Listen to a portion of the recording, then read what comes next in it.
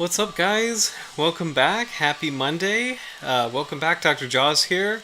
And tonight we are covering another species of ribbontail catshark. Not pictured right here. I'll explain this in a little bit. But this is Eridacnis sinuans, the African ribbontail catshark. So last week we had the Cuban ribbontail catshark, but there's not a lot of information on that species. And I figured it'd probably be good to see if we can learn more about this genus in general. Funny how that works. Genus in general, Eridacnis. This is really still not a very well-known group, so we'll see what we could see. But what's cool about this species is it opens up a broader conversation about the conservation of Western Indian Ocean sharks, and with that. This picture is actually related to a very interesting paper or document that we'll read today, and relating to the constrictions of the Western Indian Ocean, the biodiversity, fisheries and trade, management, and conservation.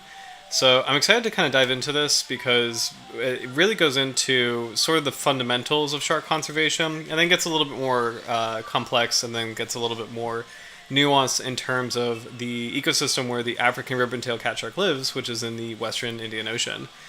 So it's going to be kind of a more science-heavy night, and interspersed with that, we have some really beautiful footage of the Western Indian Ocean, so different habitats, both shallow water and deep water. So I'm excited to kind of go into that, and we'll sort of intersperse some of the paragraphs with, or not the paragraphs, but some of the passages of this document with that. So I think what we'll do first is we'll see what we can learn about the African Ribbontail Catshark specifically. Hey Howard, good evening to you too. Welcome back. Hope you had a really good weekend. It was beautiful weather down here in Virginia last weekend.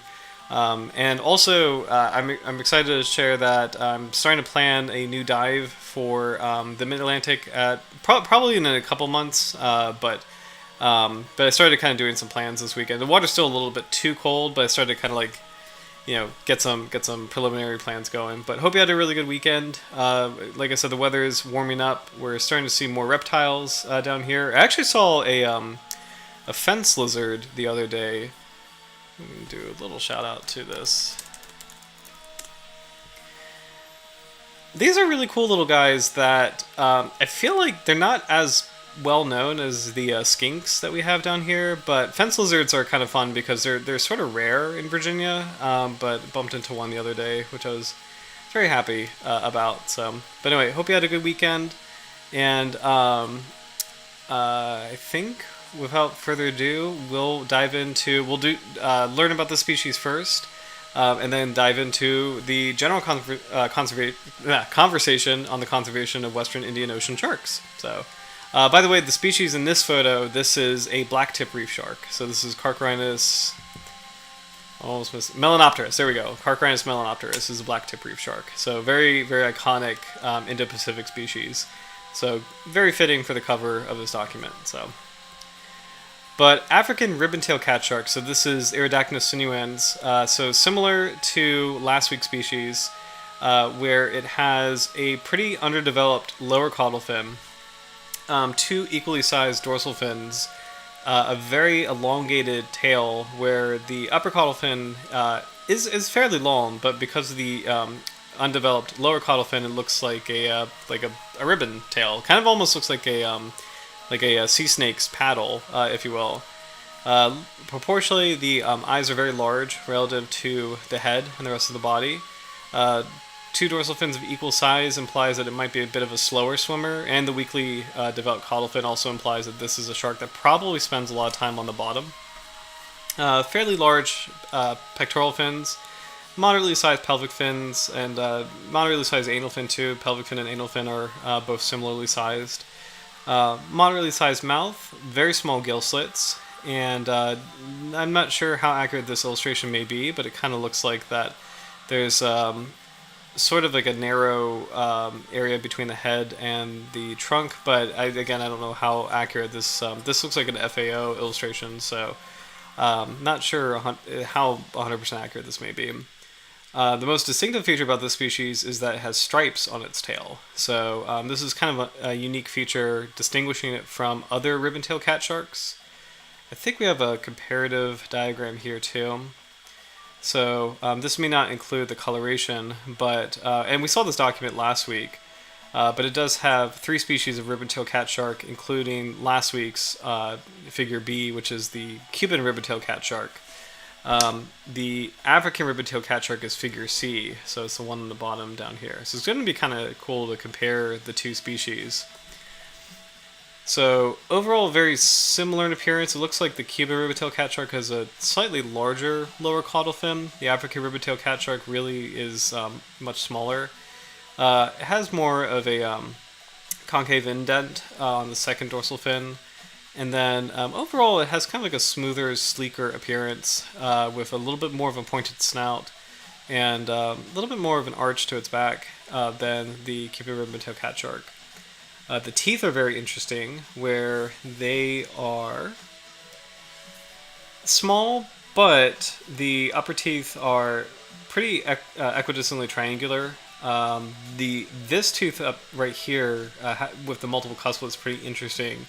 The lower teeth seem a little bit squat, and I would guess that they actually might be a little bit rounded, kind of modified for crushing shells. So this is a shark that probably goes after bottom-dwelling prey items like crabs or maybe some kinds of shellfish, potentially, other kinds of invertebrates. So it's a pretty interesting dentition right here.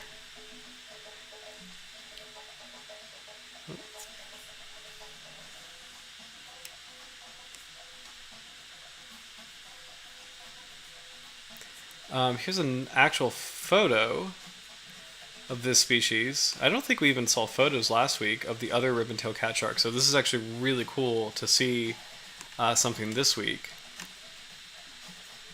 There we go.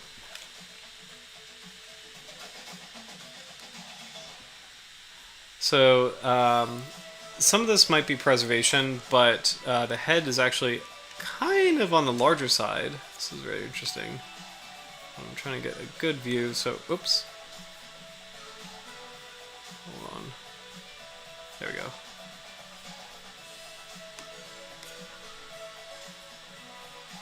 Okay, there we go. Sorry about that.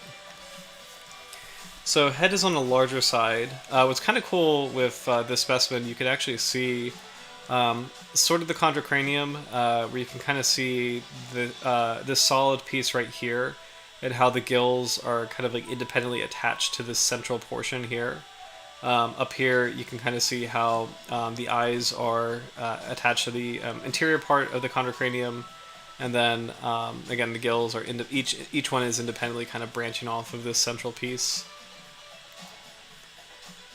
Adorable little pectoral fins. Pretty large head. This might be a bit of a smaller individual, but pretty large head relative to the rest of the body. Then weakly developed lower caudal fin. A little bit of pigmentation here. This specimen has definitely been deceased for a while, so the colors are a lot more muted and faded than in life. And then we can't quite see a good view of the dorsal fins from this angle, but overall, actually, it's kind of funny. The shark is like mostly head. It's like this really, really big head with kind of like this long but smaller body with a very small tail. So again, probably more of a bottom-dwelling species. Probably a shark that likes to spend most of its time on the seabed, which most cat sharks, if not all cat sharks, do. They usually are associated with reefs when it's shallow water, and cold water areas probably like rocky outcroppings. So. Eridacnis, like we learned last week, possibly from the Greek word for intensive particle, like very. Dacno being wide or angular, so maybe like large mouth, maybe referring to the large head. Sinuans is Latin for sinuous, probably referring to its slender body and long ribbon-like caudal fin.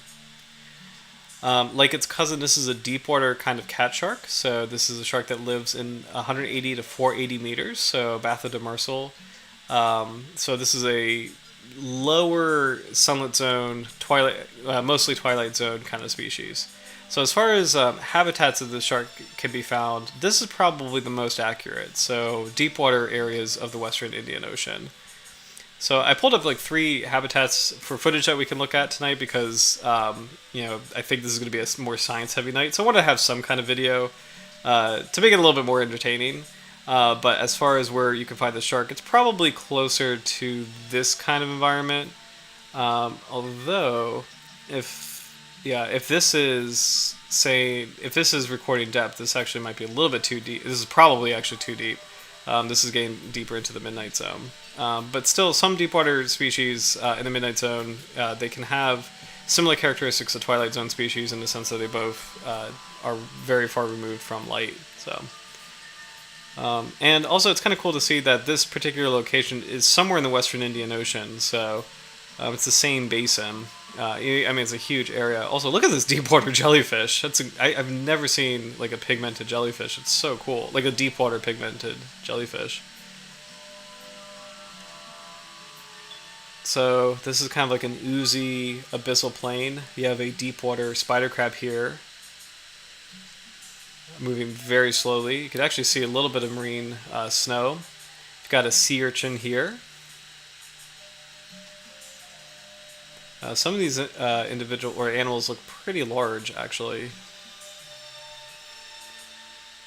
You can actually see a shrimp kind of in between the sea urchin spines too. A chimera. This is very exciting. So this is a cousin of sharks that we know and love. Chimeras are they're unique things where they're not they are cartilaginous fish, but they're not elazobranchs. They're kind of in the category all of their own. We have a deep water eel. So really cool to see some of these creatures. Fun showcase of core sampling. So this is actually a really this could be done anywhere in the world, but core sampling is really useful for kind of being able to interpret layers. And actually, I'm going to pause here. This is a really useful thing. So when you sample a core of anywhere in the world, like if it's like a core of rock or a core of mud or a core of sediment on the seabed, what you're doing is you're actually getting a cool timeline, like an instantaneous timeline of just events that may have occurred, where different global events could result in the deposition of different kinds of sediment. So when you actually take a core sample, you can see like periods of increased solar activity or decreased solar activity. You can see periods of volcanism, where if you have an area with a lot of volcanic ash, it can layer on the seabed, and then essentially it's just you're taking a sample of like the layers of the Earth, where each layer is deposited for some reason. So for marine sampling, one really great thing about core sampling is you can actually have an idea of periods of abundance, where some sediment layers will actually have a higher or lower concentration of like dead plankton, so like diatom shells or something like that, where or just like kind of deceased planktonic matter, where if you see a lot of it, you can estimate like, okay, so this was a period of high abundance, and then if you see like a layer where there's a little of it, you could see like, okay, something happened where there was less plankton, whether that is this area going into winter or maybe some cataclysmic event or something happened. So it's a really cool tool, or like a really cool like technique for getting a snapshot of like what happened in this area. So sediment layers and core sampling, it's pretty cool. Probably most famously, it's done in the Arctic, where they'll take ice cores, and you can actually get atmospheric readings from the ice core, kind of indicating periods of like solar intensity. This has also been very useful in studies on climate change. So yeah, it's a pretty cool geological thing to do. So. Also, what a really cool shot of some marine science in action. This is some real oceanography.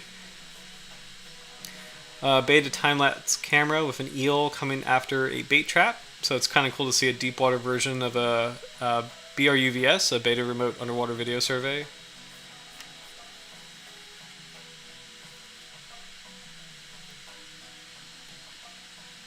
And then, oh, this is a hagfish. So this is actually really cool. So hagfish are probably the most primitive living fish. I would say they're extremely primitive. They are. I'm about to sneeze. Sorry. um, they are jawless fish, so they do not have any kind of jaws. What they do is they kind of attach to objects and sort of rasp at them, but it's not the same as a jaw. They kind of work like I want to say it's almost similar to snails, like how snails eat. Hagfish have these like weird rasping teeth in order to tear chunks of prey or kind of like ingest chunks of prey. They are usually the first to arrive at a whale fall or a whale carcass. They have this unusual ability of being very slimy and being able to, if they sense danger, they can tie themselves in a knot and slip themselves out of a situation. So if an animal is grabbing a hagfish's tail, the hagfish will actually wrap it around itself and make itself into a knot and push the knot against the animal's mouth to get away. It's such a weird ability that they have, actually. But these are really cool fish in a sense that they're the most ancient, arguably like evolutionarily, some of the most ancient kind of fish. So they're a step before cartilaginous, which is kind of interesting. And similarly, they have cartilaginous skeletons. They don't have bones. Here is a sunken ship, or sunken boat. So it looks like a squat lobster, or some kind of crustacean at the front. I think that's a squat lobster, but it's hard to tell. So really cool. It's maybe a little bit too deep for this cat shark, but it is kind of cool to see a deep water environment in the Western Indian Ocean where the cat shark lives. So. Oh, this is I want to say this is like a cusk eel or snailfish. So interesting deep water area. Contrast that with shallow water parts of the Western Indian Ocean. So this is maybe too shallow for the cat shark, but these are these vibrant coral communities. So these look, I'm not exactly sure what these kinds of fish are. I want to say the one on the bottom might be a kind of grouper, but their snouts are actually quite narrow. So I'm not as familiar with Pacific fish.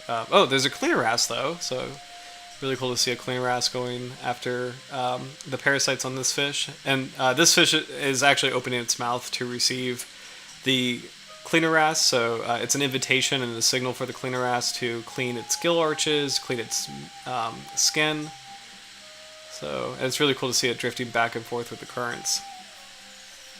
So if you get into a deeper coral environment, there are some deep water corals that they don't necessarily need to be near the surface.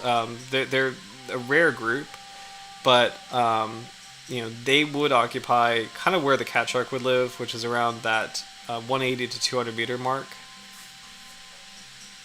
So it's cool seeing this fish drift back and forth. This is some of the best diving in the world.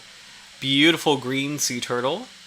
So, wonderful cosmopolitan species. Kind of fun fact, we do have green sea turtles in Virginia.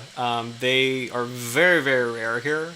They're more of like a tropical species, so you can find them probably more often in Florida and the Caribbean than you could in temperate water like where I live. But we do have them here. So, and I always think they have like a very sweet appearance. I'm not sure what these fish are. I want to say sometimes I think they're called batfish. They look like Moorish idols, but they're actually a different group. Let's see. Very, very vibrant reef environment. A lot of cool animals. Here's some butterfly fish in the background.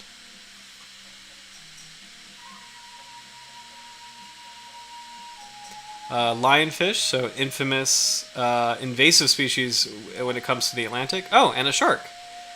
So this is definitely a Carcharodontis of some sort. I'm not exactly sure if that was a gray reef shark. Hold on, let's see. That might be a gray reef shark.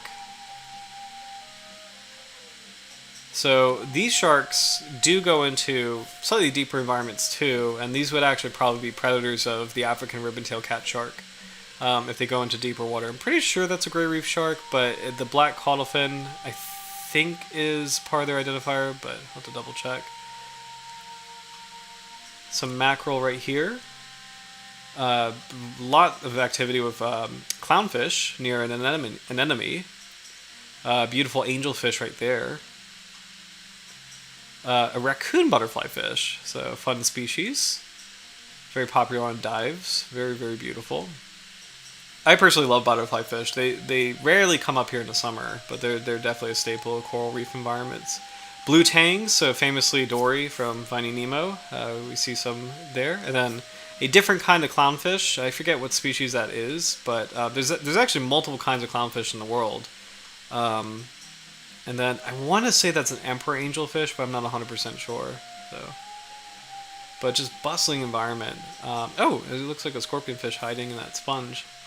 And a moray eel lying in wait, really scary. Really cool to see it, just kind of like beautifully camouflaged in the seabed.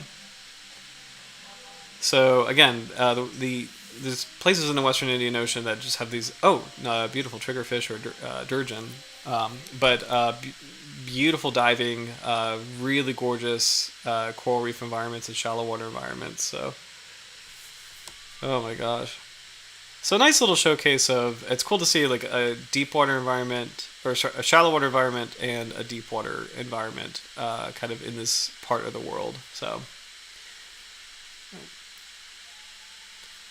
so again, for this shark, this is living somewhere in between deep water environments and shallow water environments, so 180 to 480 meters. So specifically, this is found on the upper continental slope and outer shelf.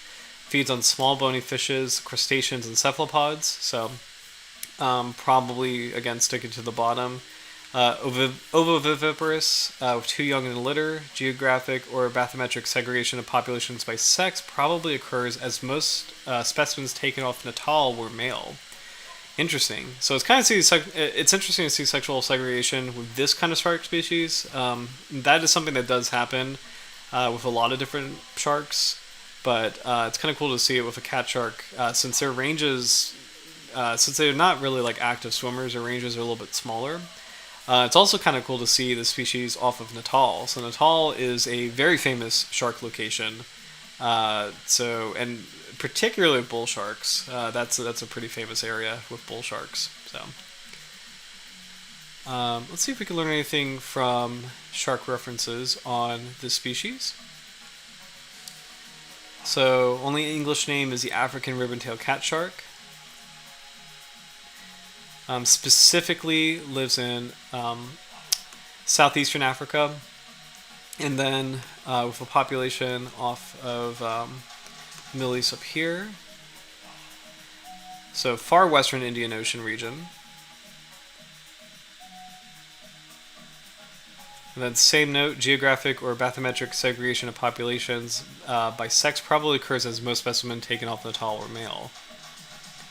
It's wonderful to see that this species is least concerned. So this is a shark that is also doing well in the world. I feel like we've run into quite a few of them in the past year, which has been great. So a lot of the species that are not as well known, and some of them are not doing well, but a lot of the species that are not as well known, I'm very, very pleased to see that they actually are least concerned. They don't really have as dire of a conservation threat as other species of shark.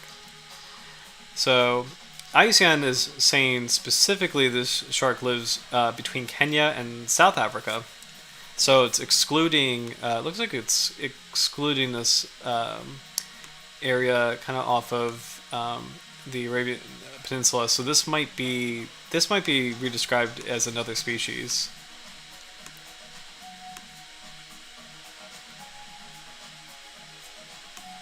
And it looks like, I'm going to refresh this because it looks like the entire range just kind of disappeared for a second. Let's see. Yeah, sometimes this happens with the website, so I'm just going to keep moving on. But least concerned, justification, the African Ribbontail Catshark is a small deepwater cat shark that occurs in the Western Indian Ocean from South Africa to Tanzania, and on the outer shelf and upper slope at depths of 180 to 480 meters. This shark is captured by deepwater demersal trawl fisheries, which operated Mozambican and, to a lesser extent, South African waters. There's some refuge from fishing both geographically and in deeper waters. Males and females may have distinct distributions. Mostly males are caught, indicating that females may inhabit areas with less fishing pressure. Oh, actually, that's really good. So, for shark conservation, that's actually fantastic. Females, and especially sexually mature or pregnant females, are the most vulnerable part of the population for sharks as far as conservation is concerned. Where there's some famous examples of fisheries crashing, shark fisheries crashing, because were removing that part of the population. And the most famous one is the spiny dogfish, Squalus acanthius, where that's another shark that segregates sexually, where the females, like the sexually mature females and pregnant females, I believe they congregate on the shelf in coastal waters. So right in the way of a lot of like fisheries activity off the east coast of the United States. And that population crashed for a while. It started to kind of slowly rebound, but by removing that segment of that population, the species overall was really in a dire conservation position. And then it started to recover a little bit, which is good. So, but this shark is the opposite, where it looks like males are more at risk in terms of being overfished than females, and fortunately, like females, like the female part of the population is protected, or not protected, but like excluded from that pressure for the most part, which is great. So, because again, that's a vital part of just an overall species health. So. The level of catch in fisheries is not suspected to be driving a substantial reduction in population size. Therefore, the African Ribbontail Catshark is assessed as least concern. Further research is needed on life history, population size and trends, and threats. Deepwater trawl fisheries should be monitored for bycatch, and any expansion of fisheries into deeper water may cause concern in the future. So, hi Tim, welcome back. Good to see you again. Hope you had a really great weekend, and welcome back to the channel. Tonight we're talking about the African Ribbontail Catshark, and we're going to talk about Western Indian Ocean sharks in general and their conservation. So I'm excited. It's going to be more of a science-heavy night, but what we learned about the species so far that is different from last week's species, because we talked about the Cuban Ribbontail Catshark last week, is that this one actually segregates sexually. So females and males are in they're caught in different proportions in different parts of their range. So which is a pretty unique feature. Other than that, based on the species shape and basic biology, we infer that or we know that it eats small bony fishes and cephalopods, and then just based on its shape, we infer that it probably sticks to the bottom. And it is a midwater species, or a deep water species in the twilight zone and lower sunlit zone too. So, and then of course the stripes on the tail. It's kind of an interesting feature that's unique to the shark compared to other kinds of ribbon-tailed cat sharks. So. I'm going to see if there's anything else biologically before we take a look into the bigger conversation about conservation in this region, so which I'm really excited to get to. So, the African Ribbontail Catshark is a benthic shark that inhabits warm, temperate, and tropical waters on the outer continental shelf and upper slopes at depths of 180 to 480. Maximum size is 37 centimeters total length, so that's a really, really small size for a shark. Males mature at 29 to 30 centimeters. Reproduction is viviparous with a litter size of 2 pups and a size of birth at 15 to 17 centimeters. It's very small. And this species appears to display sexual segregation as specimens taken off of KwaZulu-Natal have been almost entirely male. Biological resource use. The primary threat to the African Ribbontail Catshark is deepwater demersal trawling. Trawlers targeting deepwater shrimp operate off the coast of South Africa and Mozambique. However, effort declined in South Africa and to a smaller number of vessels since 2004. There are currently no deepwater trawlers operating off Tanzania, and this species has some refuge in the deeper parts of its depth range. Okay. So I think pretty interesting information, basic information on the species. Um, as far as research, I wasn't able to really see or find a lot of. This is a different cat shark, by the way. This is a harlequin cat shark, I believe. I wasn't able to find or see a lot of the ribbontail catshark specifically, but I did find this, and so I think it's time to dive into this really interesting report. So, again, contributions of the Western Indian Ocean, biodiversity, fisheries and trade, management, and conservation. So, kind of make this a little bit bigger so we can read together. And again, more dive footage to review of this area if this gets a little too science heavy. So strap in. We're gonna dive in. So this is a status report prepared by the Wildlife Conservation Society for the Nairobi Convention for Protection, Management, and Development of the Marine and Coastal Environment of the Eastern African Region. And this is fairly recent, so 2022. I'm just going to skim through stuff. Let's see. I'm going to skim to just the very beginning of this. Table of contents, blah, blah, blah.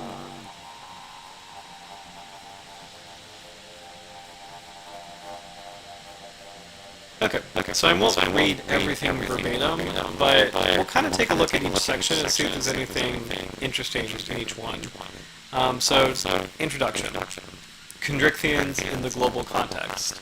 What are chondrichthyans? I think these basics are good to kind of review, and getting more narrow will be interesting. But here we go.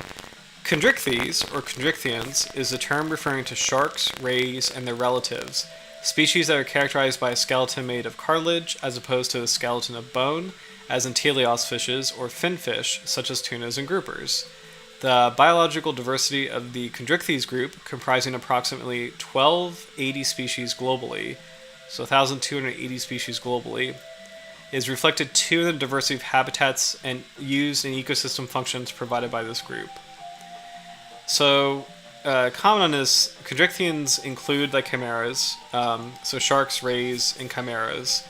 But chimeras, in that group chondrichthyans, there's two main categories. There's holocephalans, which are the chimeras, and then elazobranchs, which are the sharks and rays. So, another thing that's really interesting is this class of animals is only 1,280 species.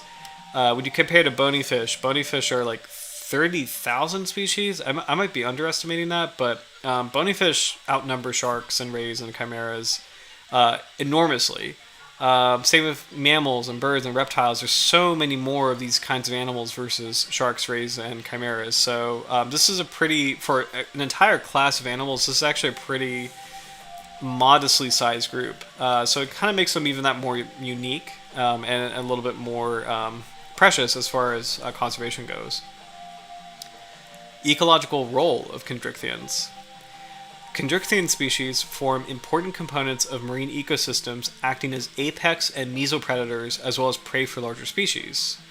Population declines or the removal from an ecosystem can thus lead to direct or indirect effects on other species or the ecosystem as a whole, although the ecological ramifications remain poorly understood. Conventional knowledge suggests that declines in apex and mesopredators such as certain shark and batoid species would have knock-on impacts throughout the entire food web. Recent evidence suggests that such impacts are likely more nuanced and that the top-down influences and removal of these predators remain uncertain and specific to each ecosystem. Nevertheless, the influence of shark and batoid species on their immediate environment is undeniable, and although trophic cascades are extremely complex to study in natural systems, further research is needed to determine how these interactions manifest at the ecosystem scale. So, something I love about that kind of section or that kind of topic, one of my favorite studies on the role of sharks in the ecosystem was a reef study where they were monitoring how large sharks, like tiger sharks, were being removed from the reef ecosystem. When a tiger shark is diminished in a system, it leaves a really large ecological niche. And the thing that fills that niche are actually a bunch of smaller sharks. So it's interesting where if you remove the large sharks, you do create an opportunity for the smaller sharks to really flourish and kind of take over that role. But that in itself, it's very sad to see the large sharks being removed. And also, is there going to be too many of these smaller sharks, and would they have a cascading effect as far as maybe over consuming prey beneath them? So, really interesting stuff to kind of think about. Global fisheries and trade, so big topic for sharks. Chondrichthyans are captured around the world, both as target species and as incidental catch in fisheries targeting other species. Fishing pressures on chondrichthyans is increasing as access to previously targeted teleoth species such as tuna and reef fishes declines due to the depletion and management restrictions. The high values of their meat, livers, fins, gill plates, teeth, and liver oil have also encouraged more widespread chondrichthyan targeting. In particular, over the last 2 decades, chondrichthyan fins have become some of the most valuable of all seafood commodities, with an estimated value of $438 million US dollars in 2011. Global shark mortality is estimated at 63 to 273 million sharks per year, with conservative estimates of around 100 million sharks in 2000 and 97 million in 2010, with global trade in chondrichthyan products estimated at billion US dollars per year. The state of knowledge on the global market for chondrichthyan products has been the focus of increased research in recent years.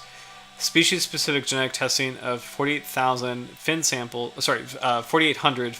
from a Hong Kong market identified at least 76 different chondrichthyan species in the international fin trade, but with nearly half of all samples from just 4 species: blue sharks, Prienus glauca; silky sharks, Cochranes falciformis; shortfin mako sharks, gosh, it's really scary, Isurus oxyrhynchus; and scalped hammerhead sharks, that's even worse, Sphaeronida lewinii. So mako sharks are endangered, as we know, for those who have been with this channel. We know that hammerheads are critically endangered. The large hammerheads are nearly all critically endangered, so that's actually extremely terrifying that they are still some of the largest components of the shark fin trade. Furthermore, for the period of 2007 to 2016, the majority of commercial trade in chondrichthyan species listed on the appendices of the Convention of International Trade in Endangered Species of Wild Fauna and Flora sites comprised meat, fins, and largely from wild-caught hammerhead sharks. Shark fin trading networks appear to be resilient to increased regulation and stock declines, and appear to be intensifying in the face of overfishing to ensure that consumer demand continues to be met. The current trade in shark fins and chondrichthyan products in general is not sustainable, and although management interventions are advancing in response to expanding fisheries, they're often poorly implemented or insufficiently comprehensive to negate population declines. Given that chondrichthyans play an important role in global food security, there's an urgent need to shift chondrichthyan fisheries towards sustainability. I appreciate that last paragraph, where that's more about resource management, where there's an acknowledgement, and this gets into some really interesting, I don't want to say controversy, but this gets into some very interesting debate with people in ecology, where and I remember Seaspiracy, that movie Seaspiracy really made waves, and was kind of like a flashpoint for that debate, where when you look at it from the perspective of resource management, you're simultaneously helping the conservation of a species while also acknowledging that there are communities who do rely on species as their primary source of protein and as a food source, and you can't necessarily say we are going to deny you flat out any kind of shark or fish, because that's ultimately going to be hurtful for the human communities, and simultaneously you can't universally say that just fish for sharks and rays without abandon, because that's going to destroy them, and that's really horrible in general. Every living thing has a right to exist on Earth, and it's just philosophically it's a horrible thing, ethically it's a horrible thing, but also it's something that will fire back at you economically too if you completely deplete your resource. So it's interesting where talking about this more in detail, there are people who are of the camp of just don't harvest sharks and rays in general, just no more fishing flat out, just period. But sometimes the human element is lost in that perspective. So I appreciate this kind of nod of from this report, kind of acknowledging that we need to be mindful of human communities and being mindful of shark conservation and making sure that sharks and rays and other Chondrichthyans are okay is also achieving that goal as well. So very interesting. It gets pretty heated, not I shouldn't say pretty heated pretty quickly, but there are a myriad of opinions on how to approach that, which is pretty interesting. So I don't know if you've seen the movie Seaspiracy. It's a hard watch, but I do think it's a very interesting conversation starter. A lot of people in the scientific community have very strong feelings about that movie, both positively and negatively. But if you haven't seen it, I think if you're interested in fisheries, the conversation about fisheries, I think it's a very interesting watch. I think it's on Netflix. I have mixed opinions on it. It's a movie that kind of throws a brick through a window. I'm just gonna type. I'm not necessarily recommending this, but there's a movie called Seaspiracy.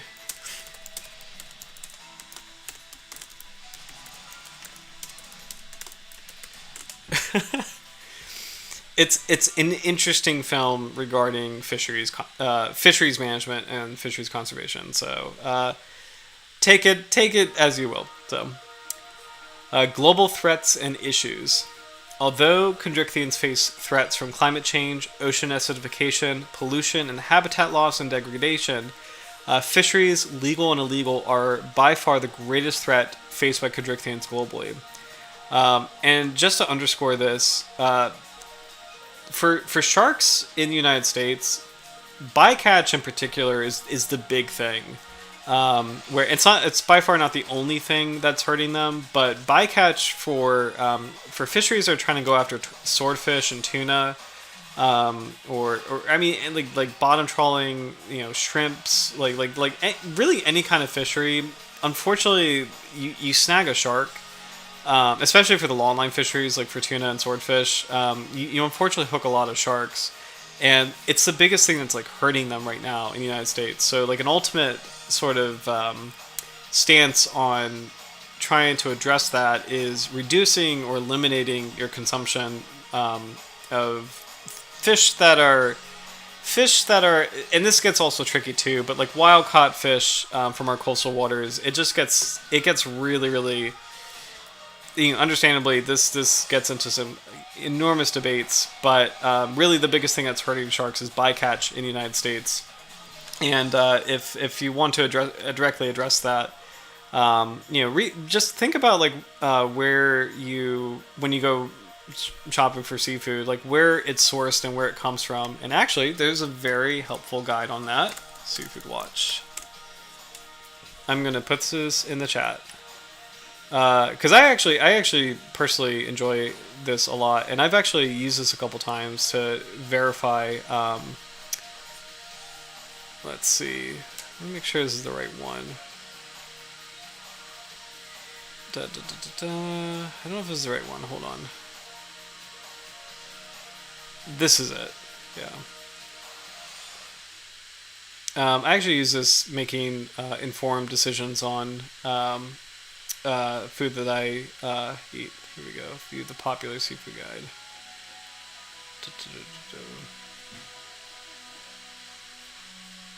Seafood Watch. There we go. Yeah. Okay, great. So, and there's specifically like a really good like little PDF, like a little printout that you can use. Hold on. Restaurants, grocery stores. Oh, download the popular seafood guide PDF. There we go. Okay. So this is actually extremely helpful as far as reviewing sustainable seafood options, at least in the United States. So I'm going to put this here. And then for more information on seafood recommendations, I'm going to put this here too. One interesting, kind of tangentially related, one interesting seafood item that has recently been under a lot of debate has been lobster, of all things. And lobster is like one of the most popular and delicious seafood items out there. But on the East Coast of the United States, the big thing... Hey, Quackers, welcome back. The big thing about lobster is that the traps that are set out for lobster, unfortunately, entangle right whales. So right whales are like the pandas of the ocean on the East Coast of the United States. They're the most, I would argue, they're the most heavily protected animal on the East Coast of the U.S. To such an enormous degree that they're actually like I have a chart over here. You could probably see it. Hold on. This is my NOAA chart. So chart of Northeast Atlantic waters, and then I think you can see some of my sharks too. So I've got some shark drawings going on over here. Sharks that are in our region right now this time of year. But anyway, so this is my National Oceanographic and Atmospheric Administration chart. It's the United States nautical chart. Or NOAA is kind of like the authority on charts in the U.S. And right whales are so protected that they actually have regions on this chart. There's actually places on this chart that specifically say right whale habitat, you need to slow down. Like that is how protected they are. They are very, very, very much. If I had to pick a poster child for a marine conservation poster child, a right whale would probably be number one.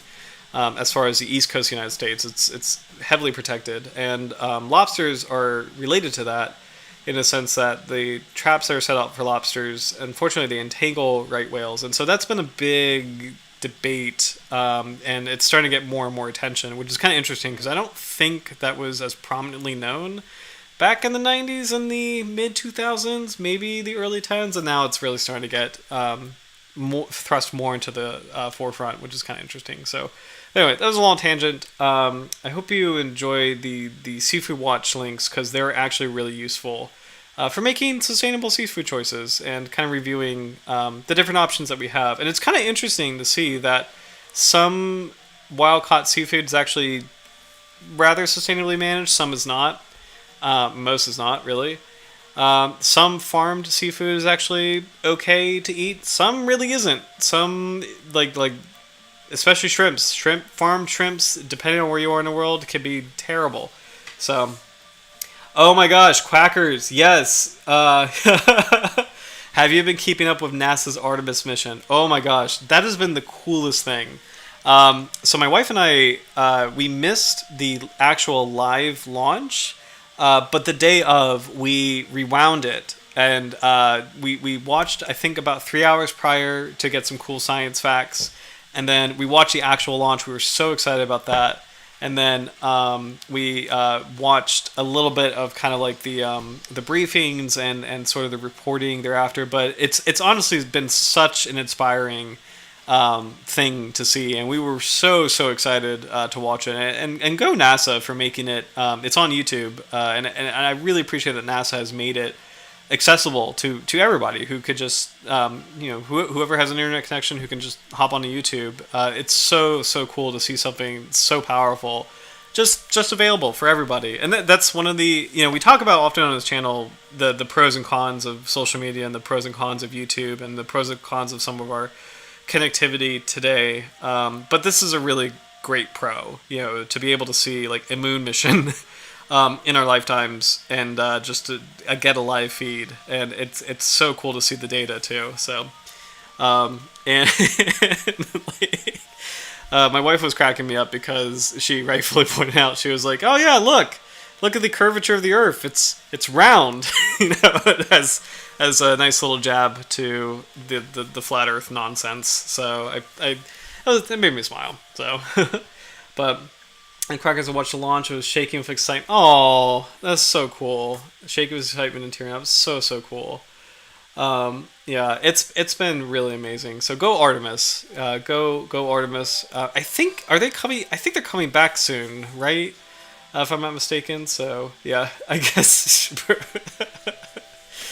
Oh my gosh, yeah. Yeah. Well, it's funny. Briefly, I used to work for. I probably shouldn't go into too much details, but one of my former employers was very much involved in physics.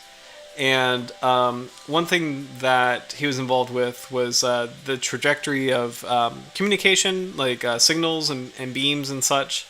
And all the trigonometry you have to do, all the calculations you have to do in order to calibrate systems that we have today, like sonar and radar. Well, maybe not sonar, but like radar and just everything you have to do, like satellites and stuff. You have to include the curvature of the Earth. Like you can't omit that, because if you do, it's not gonna work. So it's in the math. I just I can't help flat earthers, man. I don't get it. So but it just cracked me up. So I was in the lab while they were going to the moon, so I got my TA to let me watch it during. Oh, that's so cool. Kudos to the TA for doing that. That's so cool.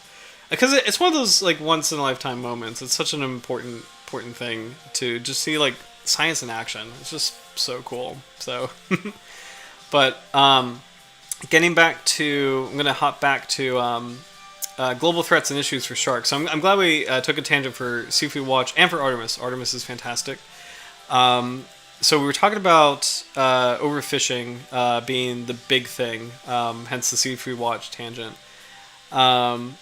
Chondrichthyan species are characterized by life histories that are not resilient to disturbances, such as slow growth, and I think this could be our mantra. We should probably get tattoos of it, honestly. Slow growth, late maturity, and low reproductive rates, making them highly susceptible to overfishing.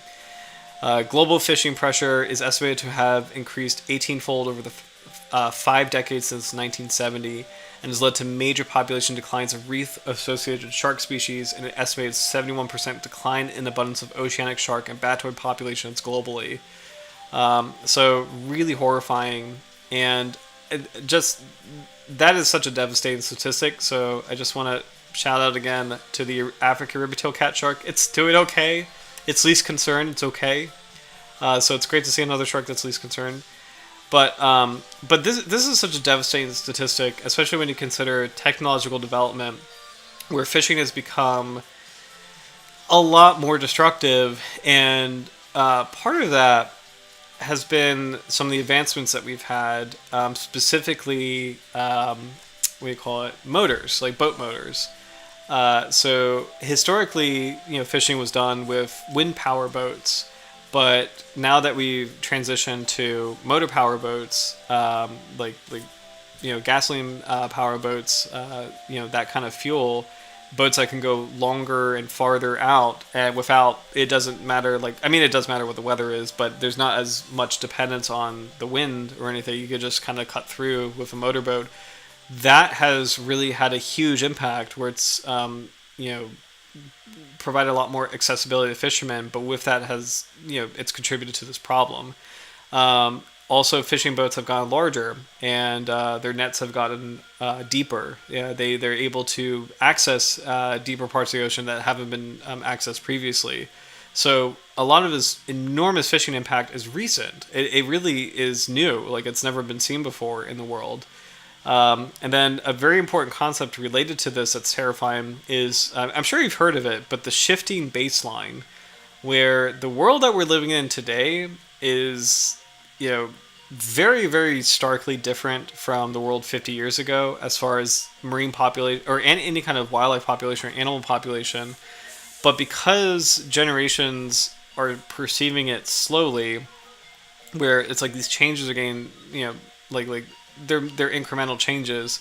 the idea of the shifting baseline is that what we think of as normal now, it really was abnormal 50 years ago, and then even more abnormal 100 years ago.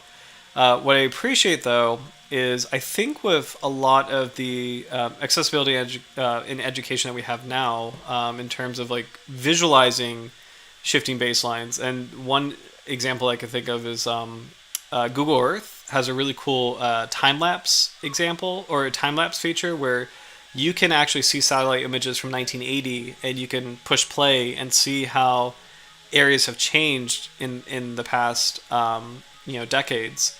And in metropolitan areas, you can absolutely see the metropolitan creep or the urban creep, where city centers just have expanded into formerly rural habitat. And that's actually a really good example of a shifting baseline where, 50 years ago it could be a forested area, and then slowly you have like a house or two here and there, and then slowly you get a grocery store, and then slowly you get like a bigger store, and then slowly, like every year you add something new, and then eventually it's completely changed. So for fish specifically, our concept of large fish is a big example of the shifting baseline, where we would say like I'm trying to think of a good example, but like we would catch like a say you catch like a striped bass that's about a foot, and it's like, oh, that's a pretty big bass, but it really is half the size of what it should be. Like years ago, it's like what we think of a big catch today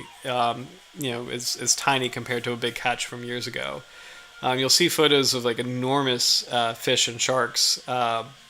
Just that it's much rarer for them to attain those sizes today. So just kind of a tangent on global fishing changes, where the phenomenon of increased fishing pressure and the ability to access like deeper water environments for fishing is just it's new. I mean, it's relatively new, and it's quite terrifying.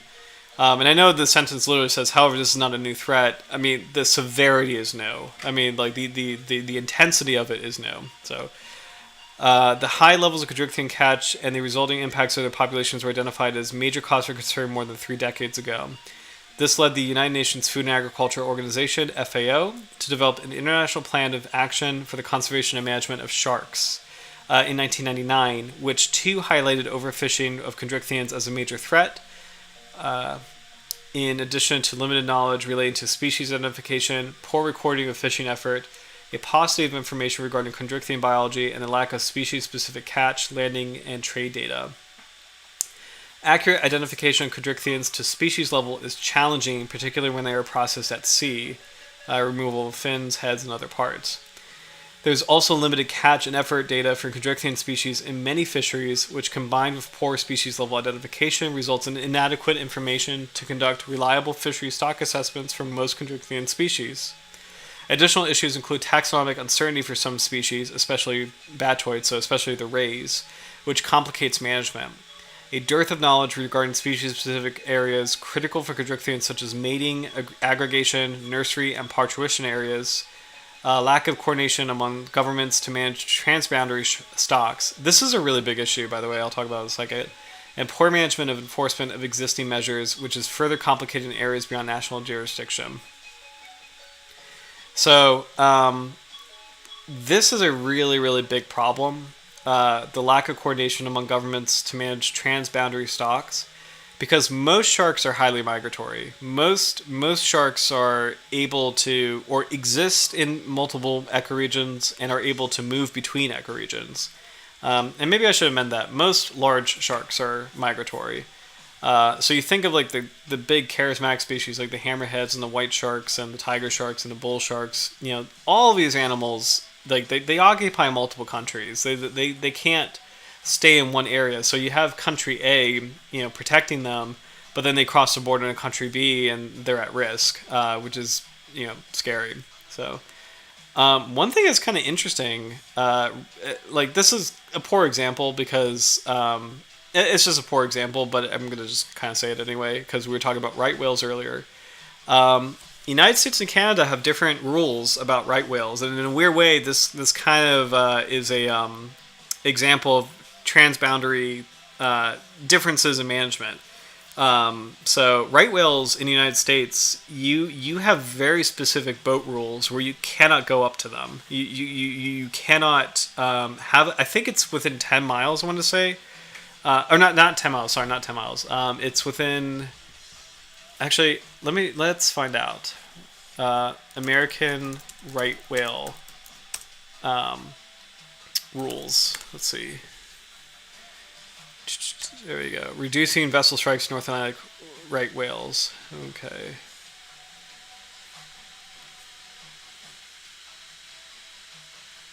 Oh, this is actually really interesting. Sorry. A visualization illustrating the risks right whales face every day. It shows a migratory path of a 1-year-old right whale satellite tagged off Virginia, North Carolina coast in March 2021. So this whale, I think, is the red dot, and the blue are the shipping. Yeah, the blue are ships. So this little whale is trying to get past all this traffic. And you think about boat traffic where the noises are just made by propellers are just like so loud. So this is so wild. Look at this. And you can actually, this is actually a really great visualization because you can see predictable patterns of these blue dots moving towards New York. So these are definitely boats. They're following shipping lanes as they head towards New York and out. But then on this little red dot is moving a kind of erratically up the coast. So it's kind of making pauses and turns, and it's actually really cool to see this plotted against the predictable shipping lane. So this is definitely a right whale. So very, very interesting. Wow, and I didn't realize how close to the coast I got too, which is so cool. But anyway, vessel speed restrictions.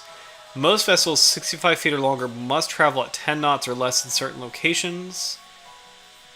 Let's see. Also, these are all the seasonal management areas of right whales in East Coast United States. It has huge protections. But there's specific rules for like whale watching too. Like you cannot get close to a right whale at all. Let's see.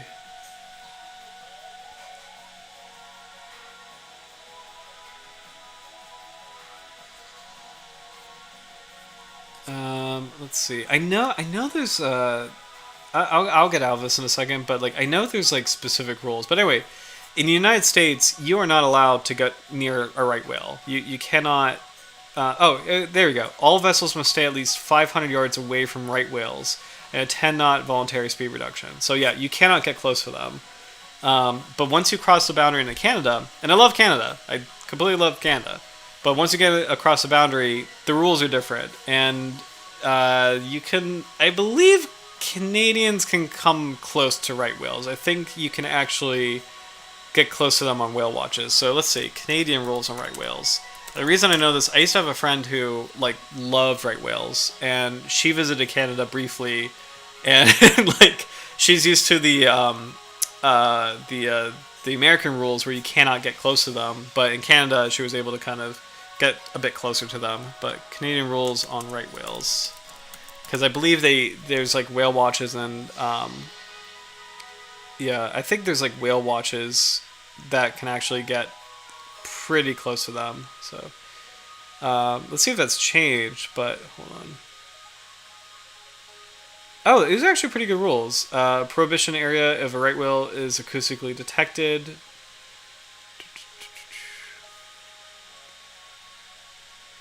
No fishing. This is actually good. No fishing for detections of right whales.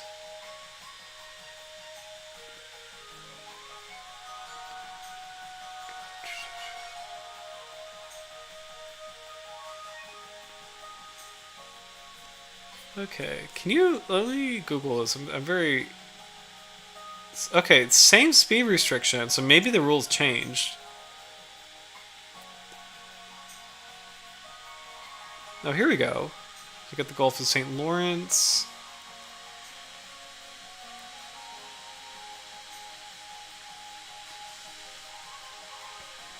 Monitoring.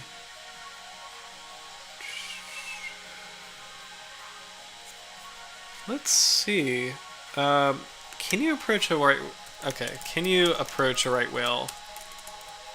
A right whale in Canada? No, you cannot intentionally. Okay, the rules change. Okay, this is good. Go Canada. Okay, sorry. So this is a terrible example because Canadian rules are actually similar to American rules. Here we go. Federal regulations require vessels to maintain a minimum distance of 400 meters. So a little bit different. You can get closer to them in Canada, but not too different from the United States. So it's a terrible example of transboundary differences in management, but because Canada and the United States, it looks like that's changed. Because it used to be you could get close to them, but I think that's changed recently. So, oh, also, Quackers, I just saw your comment. It's really funny. Consider what happens if you fall with your. Oh my goodness.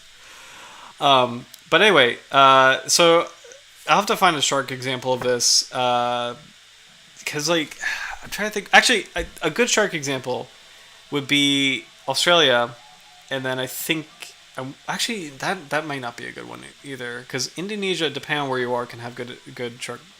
It depends on where you are. But anyway, I guess the point being is that transboundary rules on sharks, like it gets really tricky because all large sharks are migratory.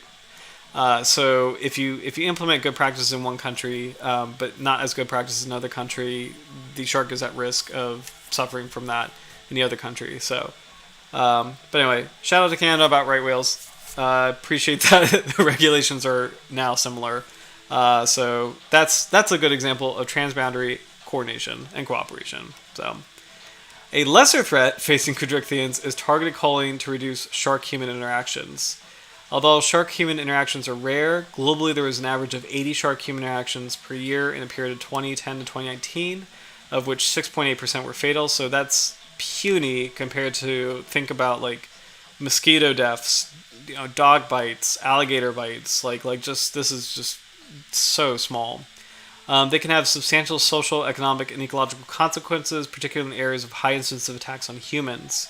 Mitigation measures usually include the use of gill nets to reduce coastal shark populations and thus decrease risk. But such measures are indiscriminate and result in high levels of bycatch of non-target chondrichthyans and other marine fauna. Most recently, some shark control programs have reduced catches of non-target species by replacing gill nets with drum lines, baited hooks that are more selective for large sharks, with reduced bycatch of smaller sharks and other marine species, or smart drum lines that allow for the release of bycatch species, while others favor bather awareness over lethal methods. This is interesting. Alternative economic value of chondrichthyans. I'm going to just take a sip of water.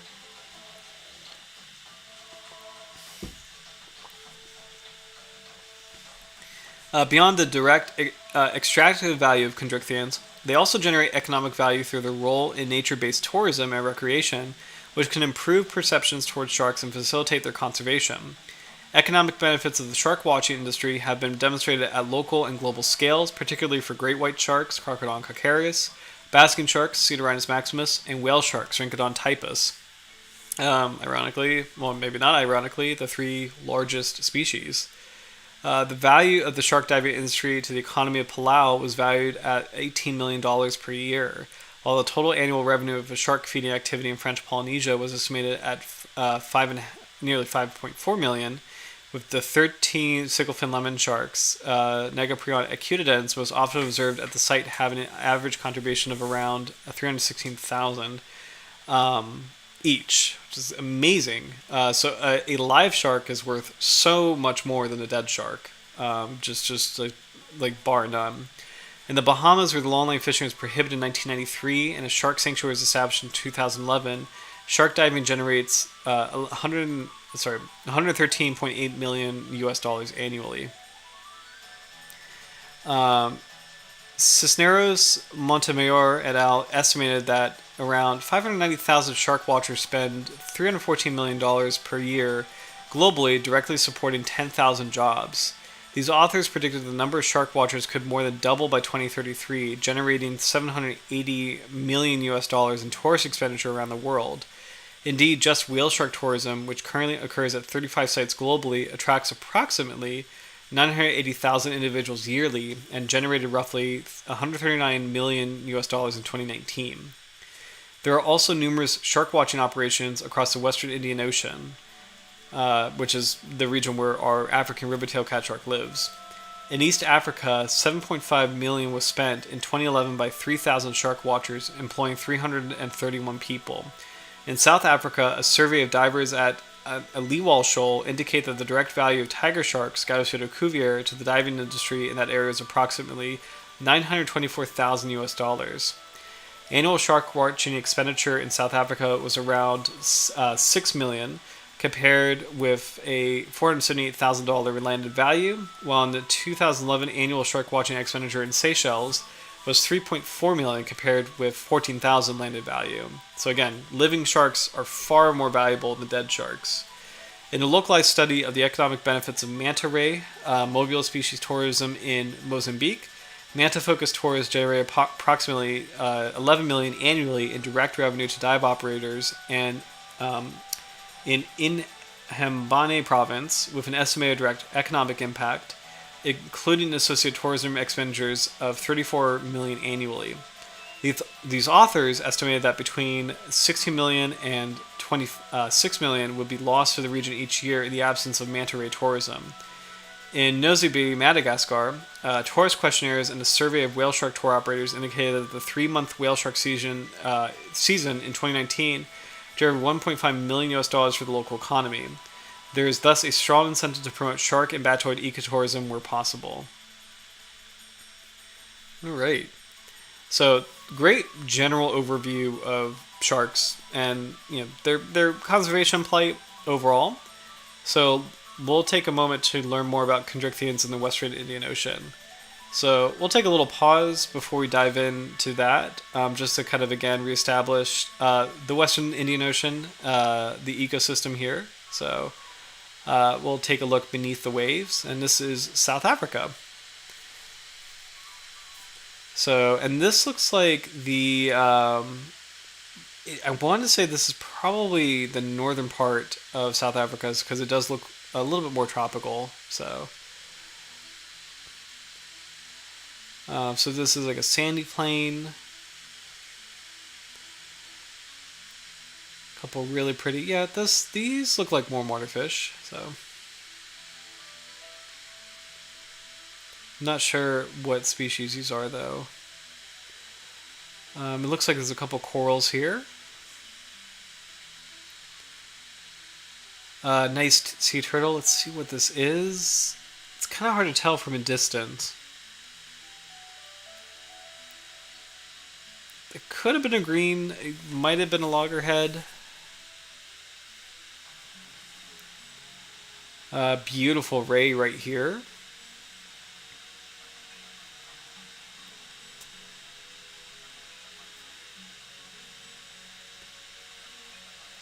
This is just gorgeous wildlife occupying the coral reefs. I see some wrasse in the back. And that's a Moorish idol. So there's a wrasse in the foreground, and then there's the stripy fish. This is a hawksbill sea turtle. So really beautiful species with a very prominent beak, or bill, for where it gets name. And you can that's actually really cool seeing them taking a bite out of sponge or coral.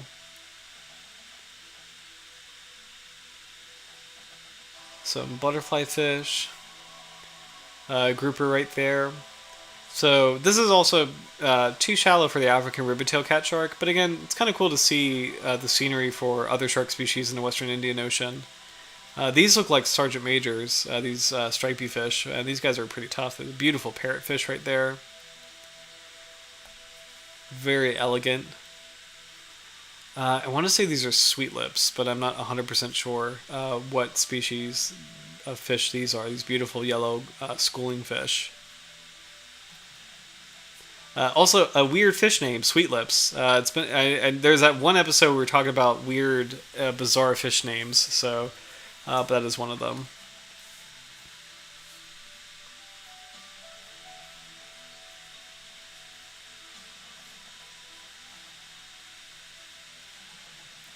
Looks like a surgeonfish. Beautiful pale coral. Grouper, you don't want to get too close to groupers, but grouper right there.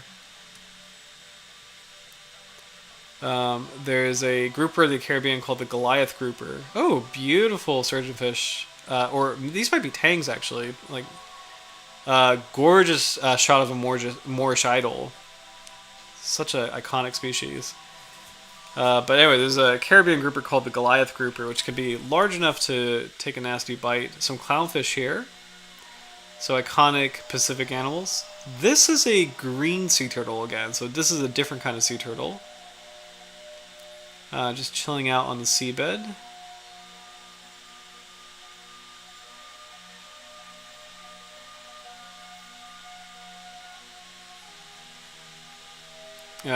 Gorgeous moray eel. Beautiful, beautiful pattern. A nice little... that looks like a daciatid ray. Another grouper.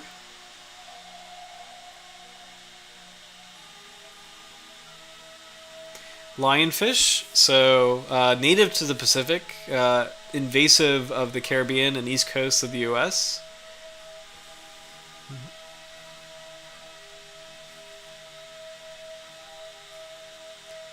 Man, what good footage. Really, really good footage of this. I almost want to say it's a honeycomb moray, but I'm not 100% sure. Or speckled moray. Maybe that's a speckled moray. I'm not as familiar, again, with the Pacific fishes, so... Ooh. I'm not sure what that is. That almost looks like a cousin to, like, a tautog. So...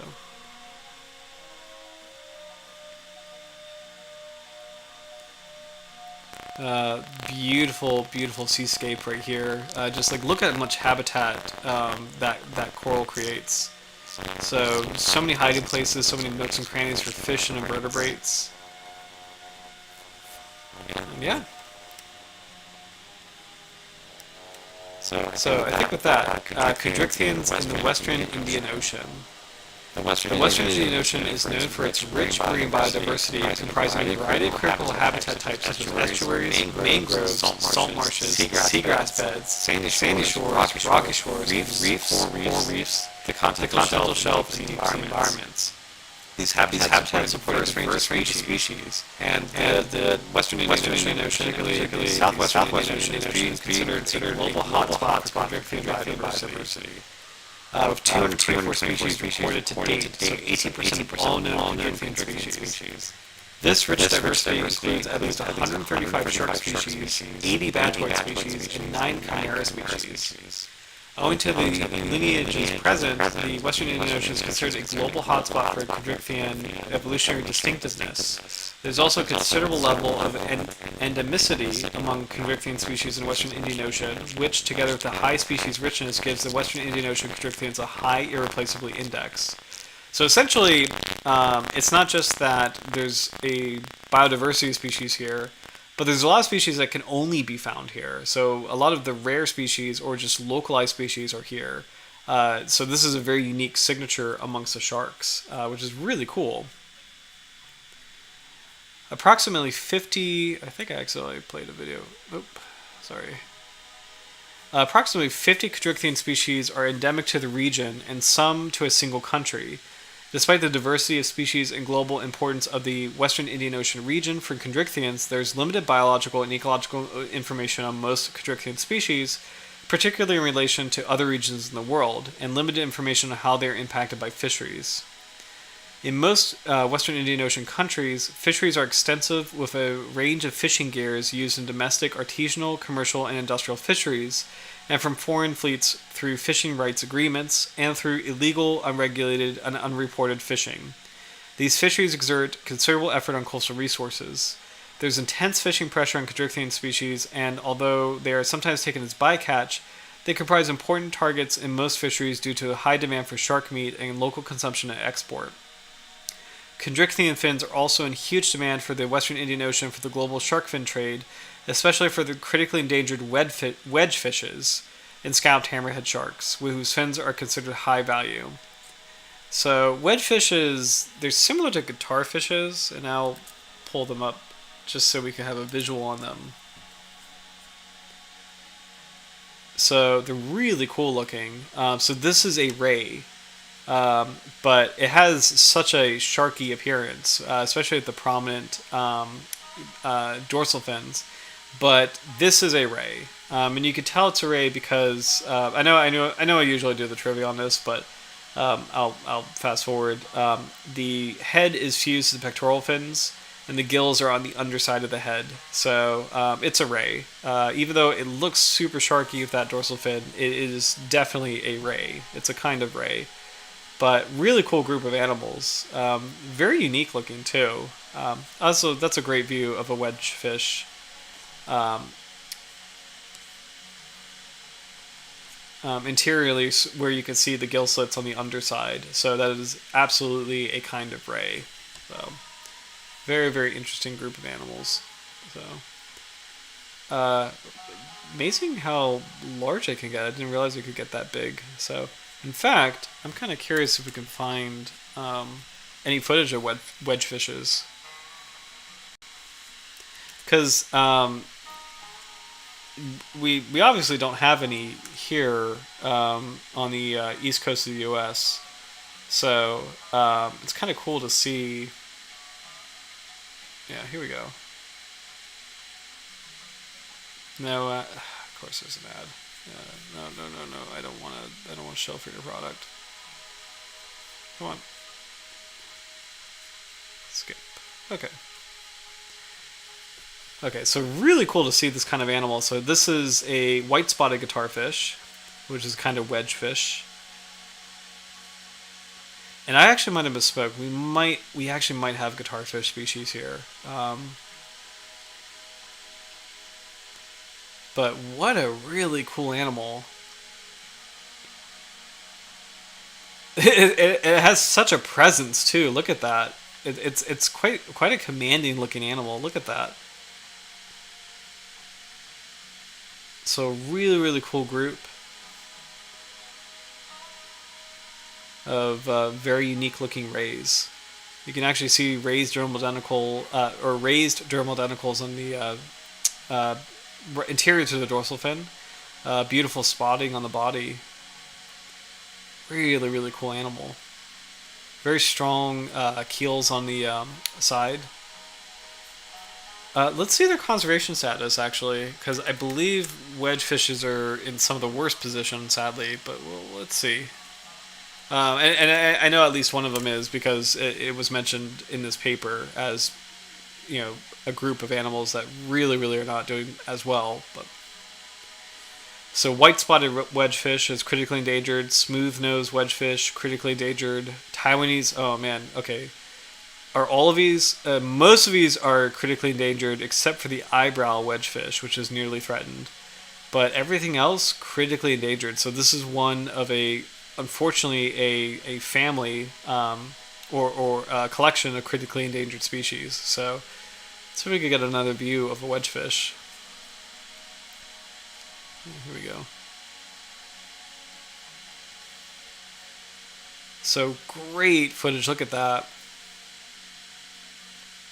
What an incredible looking animal. So this is the smooth-nosed wedgefish.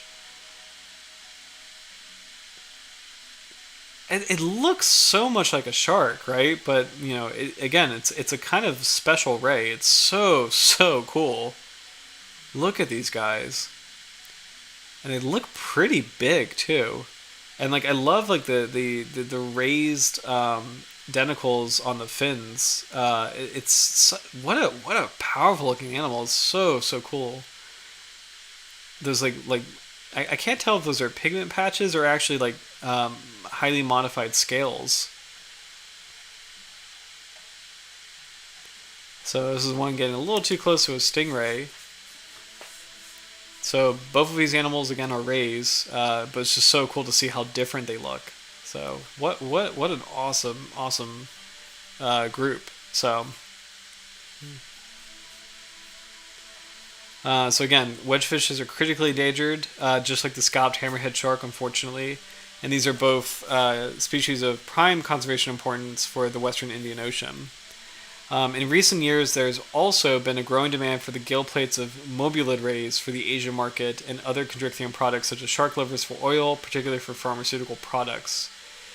Human population growth in the Western Indian Ocean is among the highest in the world, with over a quarter residing within 100 kilometers of the coast. There is also evidence of human migrations towards and among coastal areas in search of improved food security and livelihoods. Human population growth in the Western Indian Ocean will lead to an increased demand for marine resources, including chondrichthyan products. The resulting pressure from artisanal fisheries scaled across the Western Indian Ocean could pose a comparable, if not larger, threat than industrial fishing fleets. Sustainable utilization of these resources is thus paramount and as much a social issue as it is an ecological issue. However, there is currently limited data on the catches of chondrichthyans, especially at species level. Most fisheries are poorly monitored and total catches are unknown. There's also limited legislation in most Western Indian Ocean countries for the protection and management of chondrichthyan species, which should be addressed as a matter of urgency. So I think since we're getting closer to 10:30, I'm going to skip around a little bit because we're familiar with IUCN Red List and we're familiar with some of the global conservation status.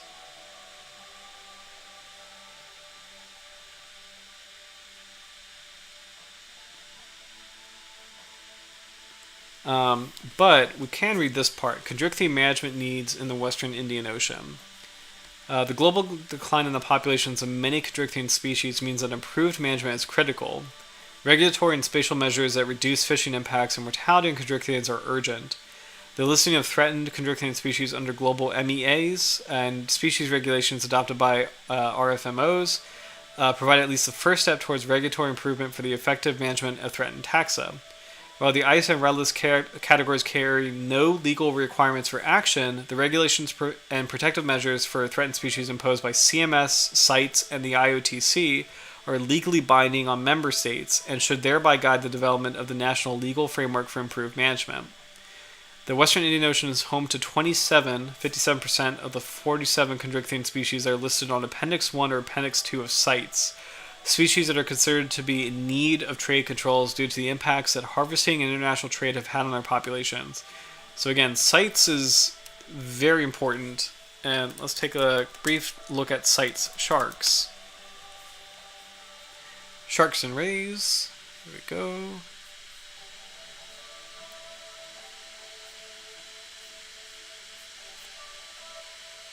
CITES trade dashboard, CITES checklist, let's see.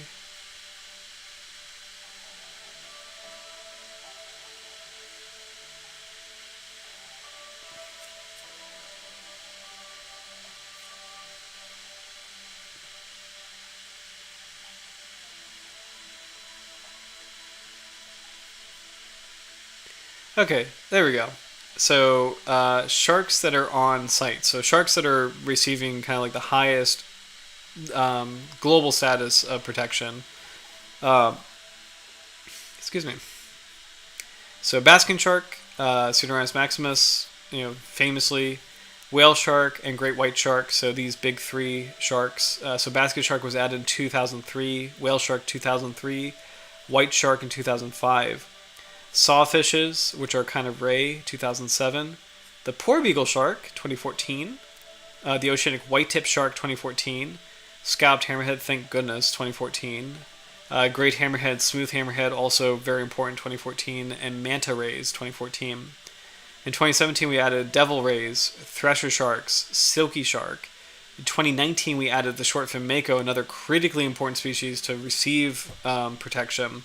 Because these guys, like, people, I don't think the global population really understands how vulnerable shortfin mako sharks and mako sharks in general. I don't think it's really well known how vulnerable these species are, and that I appreciate that they're added to CITES because that needs to change. So shortfin mako and longfin mako, the guitar fishes and wedge fishes. So these are all added in 2019. In 2023, 54 requiem sharks. So these are like bull sharks and sandbar sharks and probably not the sharptooth sharks, but requiem sharks were added, which is huge. 6 additional hammerhead sharks, so the entire family is protected. Excuse me, Potamotor. Hold on, Potamotrigon. There we go. Potamotrigon, which is a kind of ray. 7 species of these rays, and then 37 species of guitar fishes in 2023. So it's been more expansive, which is good. And CITES is really, really important. So, speaking of rays, by the way, the wedge fishes that we just saw were extremely cool. Now, pull this back up for reference. This is such an amazing group of animals that I wonder, what do you guys think of perhaps doing a special episode next week on rays and kind of see them as an outlier of sharks and kind of see we've never done an episode on rays before, and I think it would be kind of cool to see the different major groups and see what makes them different, because rays have some pretty unique abilities, unique forms and shapes. Probably one of my favorites is the torpedo rays, which can generate electric currents and electric shock, and can actually be, I don't know if torpedoes can be fatal, but they're called torpedoes because they will knock you out. If you step on one or touch one, they actually can generate enough of an electric shock to have a significant impact on a human being. They're actually really cool. But anyway, rays might be kind of fun to do for next week as an outlier to sharks, as something to kind of like compare sharks to, and also as something to explore the biodiversity of, because I don't think we've really touched on the rays. Well, we've never touched on the rays, and I think that might be kind of a fun special episode. So let me know what you think, and please leave a comment if you think the rays might be kind of a fun topic for next week, or please leave a comment if you would prefer to cover another shark for next week. So just let me know in the comments, and then we'll pick next week's animal regardless. So, and again, these are wedgefishes right here. The smooth-nosed wedgefish is the species in this clip. So really, really cool stuff to see. We were just talking about CITES. So the region also has 68% of the 37 quadrichthyan species listed on appendices 1 and 2 of CMS. Migratory species considered to be threatened throughout their ranges or at a greater risk due to movement patterns that span multiple countries and jurisdictions. These listings of such species are a strong reflection of their poor conservation status and the high levels of threat that they face. However, many states that are signatory to such MEAs and parties to the different RFMOs currently fail to meet these binding commitments and so fall short in their obligations to implement such multilateral agreements. This is applicable to many WIO states and in Western Indian Ocean states. Indeed, there is generally limited legislation for quadrichthyan species in many Western Indian Ocean countries. There is thus a need for improved legislation and for management of quadrichthyans at regional and national levels in the Western Indian Ocean to reduce the impacts of fishing on these threatened species and to improve adherence to respective MEAs. There is also a need to identify species whose populations within the Western Indian Ocean require stricter management or warrant full protection, in addition to gear and area-based regulations, and accommodate the species in relevant management texts at both national and Western Indian Ocean regional levels. There are also many knowledge gaps regarding Western Indian Ocean quadrichthyans, inter alia information on species, distribution ranges and population connectivity, aspects of their ecology, for example, the size, attainment of sexual maturity, and locations of ecologically important areas, levels of fish and mortality, and many other aspects needed for informed management. Governments should thus encourage and facilitate research towards filling these gaps.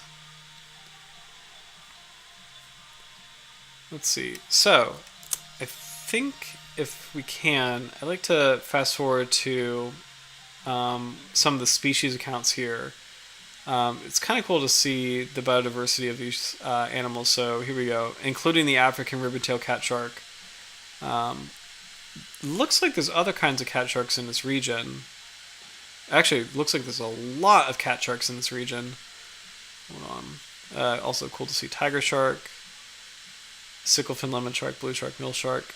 But huge amount of cat sharks here. Most of these are in the family Pentanchidae. We have the Natal shy shark, honeycomb shy shark, Isaac cat sharks. So some of these we've covered on other streams. For the family that this shark belongs to, we have the African Ribbontail Catshark, the Pygmy Ribbontail Catshark, and the Harlequin Catshark. These are all in the family Proscaelidae. So, let's see. Only one chondrichthyine species, just fast forward to our species tonight, but only one chondrichthyine species is endemic to Kenya, a lane skate, Leucoraja elenii, which was described from a single specimen caught in 1980 during a research trawl off Malindi, Kenya.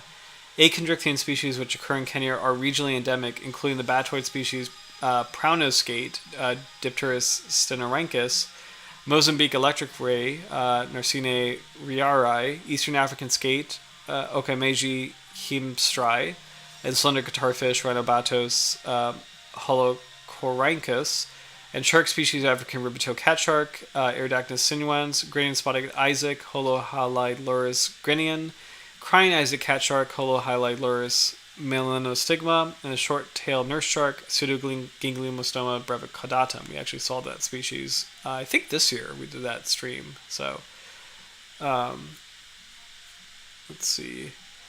But what might be kind of cool is to put a visual to these names. So, if we can.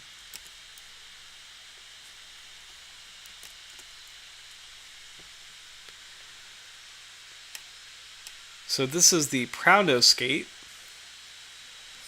So pretty interesting, very elongated rostrum here for this skate species. So these are the endemic Kenyan sharks, rays, and chimeras. So Praunoskate is endemic to Kenya.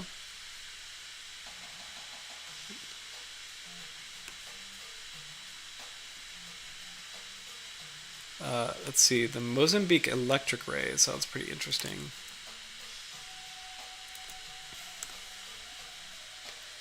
Beautiful animal. So these little electric rays, they don't get as large as the torpedoes, but they're actually really cool. And they tend to be really, really pretty in their appearance too. So they do pack a punch. They can electrocute you. They have specialized organs behind their eyes that can emit electric shocks, which is really cool. It's kind of similar to what are they called? Stargazers or what is it? Electric eels. But let's see, the East African skate. Let's see what that looks like.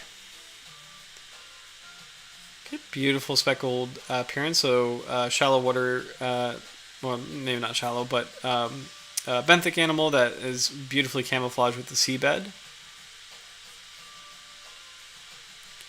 Slender guitarfish. So these are be kind of cool to see.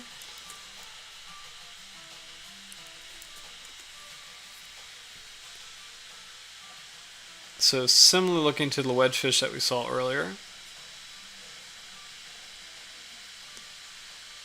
African Ribbontail Catshark, so tonight's species. Let's see if there's any additional photos that we have of it.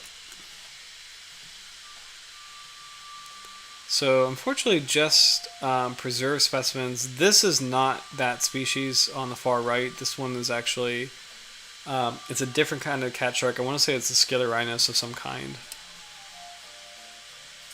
Yeah, here is a colorized photograph of the African Ribbontail Catshark, though.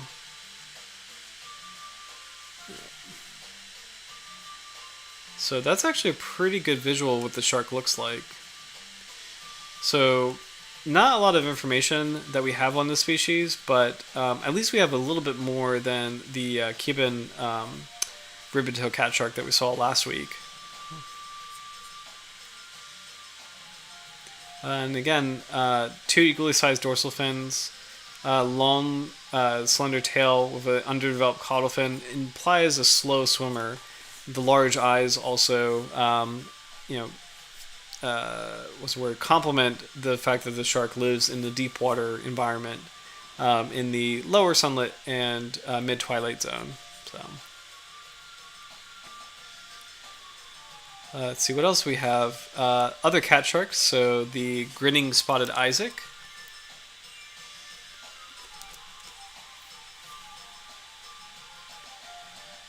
This is actually a really good photo of this.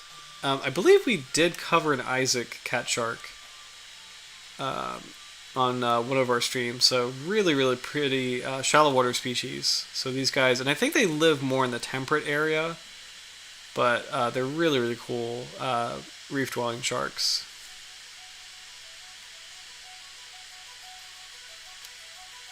Melanostigma, the crying Isaac.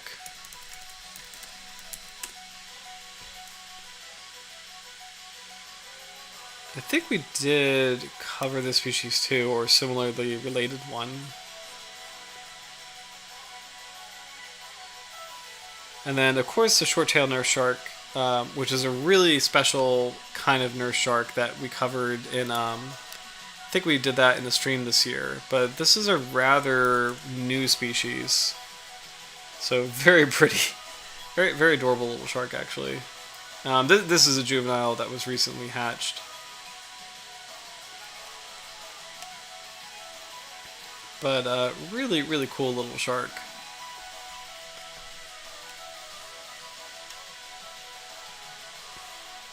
So again, good view of the African Ribbontail Catshark here.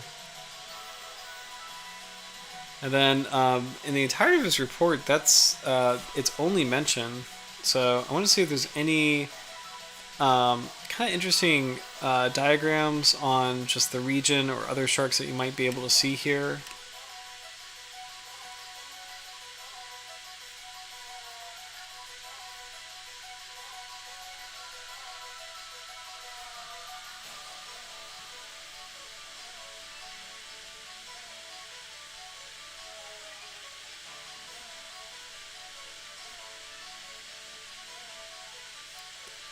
But that might be it. You know, there's a lot of information. Oh, here we go.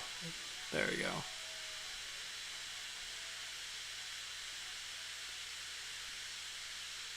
Okay. So this is actually a really cool map of this area. So map of the Western Indian Ocean area showing the general Western Indian Ocean study area as defined for the status report. And the way this is actually broken down is it's the exclusive economic zones, which we've talked about a couple times on the channel, the EEZ. But these are very important for any kind of, any kind of like law related to the sea, and also just fisheries management. So essentially what it is that the exclusive economic zone is, I want to say it's 200 kilometers. Do I have that right? There should be a note of that. Okay. I forget if it was 200 miles or 200 kilometers. Let's double check. How far off the coast is the EEZ? No, exclusive economic zone.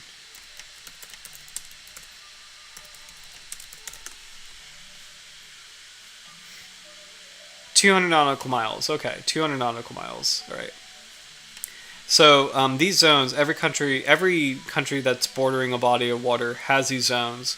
The exclusive economic zone is 200 miles, nautical miles off the coast, and beyond that are international waters.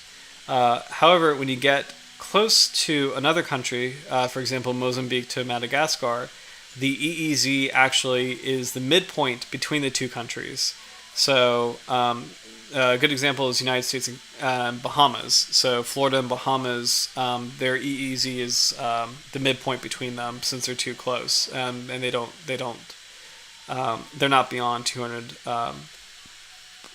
nautical miles. So you can actually see how the EEZ is broken up here in different areas. So Mozambique has this exclusive economic zone here.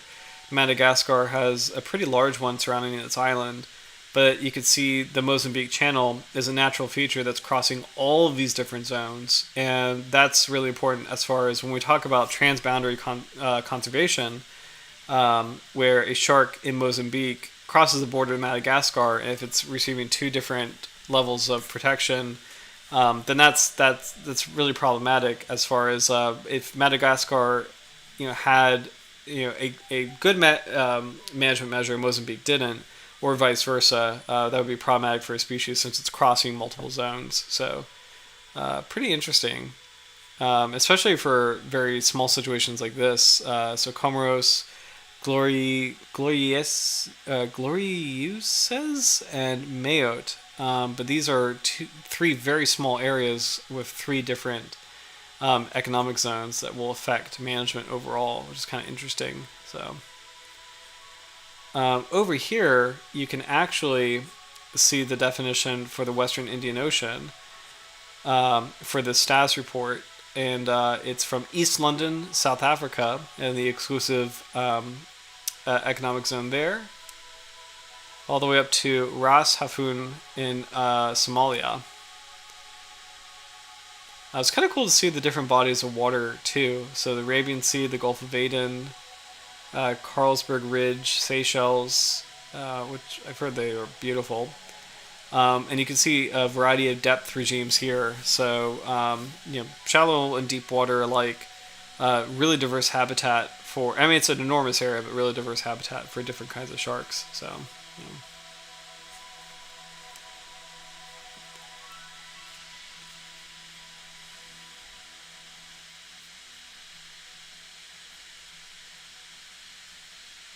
let's see. Oh, this is kind of interesting. Oh, wonderful. Okay.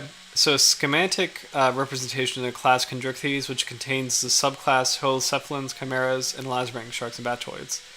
So nice little breakdown of how sharks are considered. So you have Chondrichthyans, which is their class. The two major groups, holocephalans, which are chimeras. So these are rat fishes, chimeras. Sometimes these are called ghost sharks, which is not good because that gets a little confusing. But if you ever hear of ghost shark or rabbit fish or rat fish, it's all a chimera, so a very unique group of animals that are separate from the lasbranchs, which are the sharks and batoids. So the sharks are their own special category. We've talked about the 8 shark orders before. But it's kind of cool to see batoids broken up into, and again, nice little segue into maybe next week's episode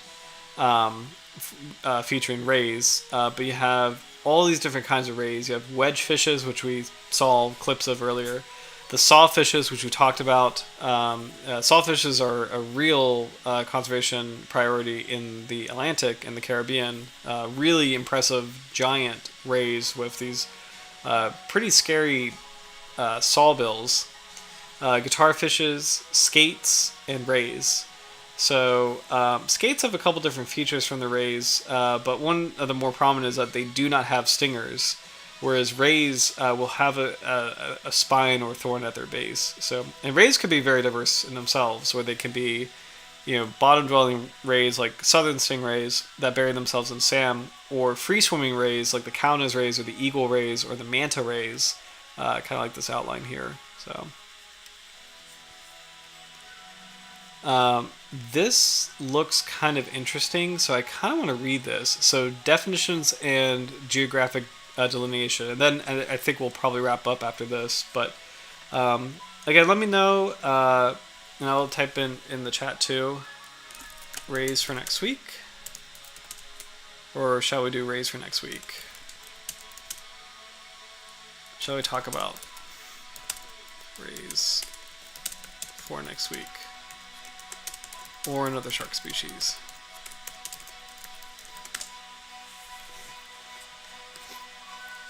Okay. Taxonomic nomenclature. So Chondrichthyan. I kind of love this stuff. This is very nerdy, but the term Chondrichthyan refers to all species within the class Chondrichthyes, one of 3 classes of living fishes comprising all sharks, batoids, and chimeras. Groups of fish species characterized by having a cartilaginous skeleton. There are 2 subclasses within Chondrichthyes, holocephalans and lasbranchs. So we'll start with holocephalans. Holocephaly. The term holocephaly or holocephalan refers to subclass holocephaly, one of the 2 subclasses within Chondrichthyes, which contains all chimera species. Chimera. The term chimera refers to species within the subclass holocephalans. The chimera differ from sharks and batoid species by having a single gill slit and rubbery skin, which lacks tentacles. Lasbranch. The term lasbranch refers to the second subclass of Chondrichthyes, Lasbranchii, which include all the sharks and batoid species. Shark. The term shark refers to species with a subgroup within a subgroup of Chondrichthyes that covers all true shark species, generally torpedo-shaped animals which are relatively well known. Batoid. The term batoid refers to a subgroup of Chondrichthyes characterized by having flattened bodies and pectoral fins fused to the head, including rays, stingrays, manta rays, and eagle rays, skates, and shark-like rays. The latter includes several orders of batoids that are true batoids but have a physical appearance somewhat resembling sharks. This group includes the sawfishes, wedgefishes, guitarfishes, and giant guitarfishes.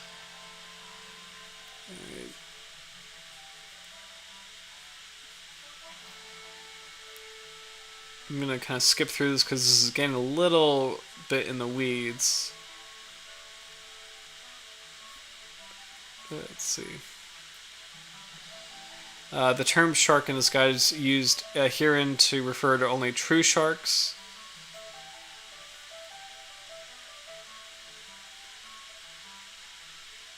Okay. And I think that's it as far as like the breakdown. But it's a nice little summary of like how these groups of animals are known semantically. And what's interesting is like some people, I talked about this a lot, but some people try to call the rays like flat sharks or just some kind of shark, but they really, I like sharks being separate. I mean, I treat them separately personally, you know, and I think they should be treated separately. So, oh.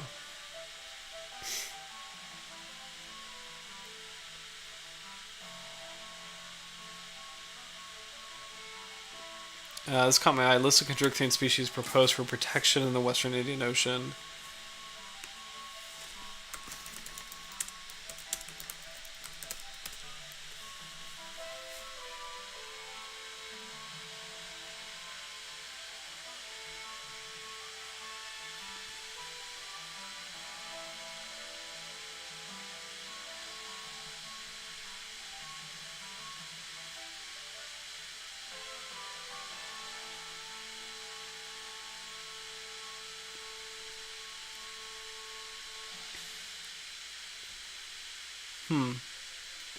I want to see if I could get this list. In addition to status report and regional roadmap, a third document is prepared to inform authorities of Chondrichthyan species.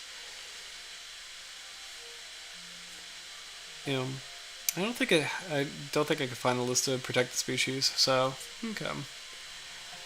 Overall, I know we didn't get into too much detail. I will post this guide in the chat just in case anybody wants to discuss it more in detail next week. Or I'm sorry, just review it more in detail, just in general. But really interesting and very robust guide on conservation. And the beginning was really cool as far as just like a basic breakdown of different, just kind of basic fundamentals of shark conservation, their needs, and then also just the definitions. So I think before we wrap up, just want to see if we can catch any other details of the Ribbontail Catshark. So let's see. The African Ribbontail Catshark. Sinuans. Probably won't be a lot, but let's see. It's been least concern since it was first identified in 2000, or first identified as far as conservation status in 2004. So it's good. It's been consistently least concern.